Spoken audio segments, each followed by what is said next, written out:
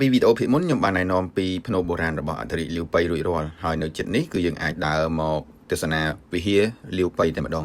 ហើយបងប្អូនបានឃើញស្រាប់ហើយគឺមនុស្សច្រើនកកកុញចូលទៅទស្សនាហើយនៅក្នុងនេះគឺជារូបសំណាកស្ដេចលាវប៉ៃដោយឯបងប្អូនបានទស្សនានៅក្នុងរឿងប្រឡំលោកអញ្ចឹងនៅពេលដែលស្រុកទេសមានចលាចលមានសង្គ្រាមគាត់ក៏ឈប់ពីជីវភាពសាមញ្ញរបស់គាត់ទៅប្រមុខឧត្តមអ្នកក្លាហានហើយរាប់អានបងប្អូនធរទាំង3របស់គាត់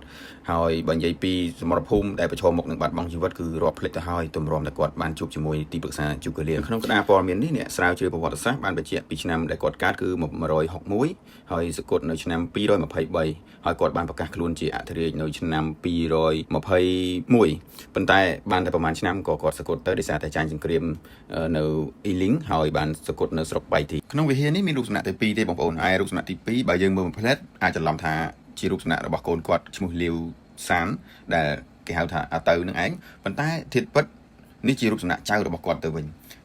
ដោយសារចៅរបស់គាត់ពេលនោះគឺត្រូវបានគេទទួលស្គាល់ថាជាអ្នកក្លាហានមួយរូបដែរដែលហ៊ានតតាំងជាមួយនឹងនគរវៃដែលគ្រប់គ្រងដោយតកូស៊ឺម៉ាអ៊ី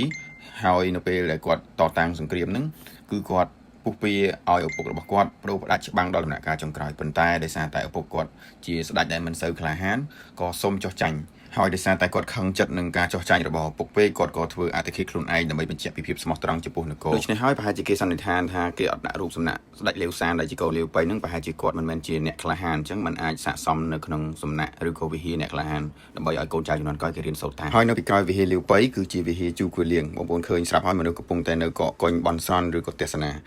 ហេតុអីបានជាម៉ោងដែលខ្ញុំថតនេះម៉ោង6ដែលគេចិត្តបិទទ្វារហើយមនុស្សនៅតែកកកុញនៅវិហារជូគលៀងតើជូគលៀងត្រូវបានគេជឿគោរព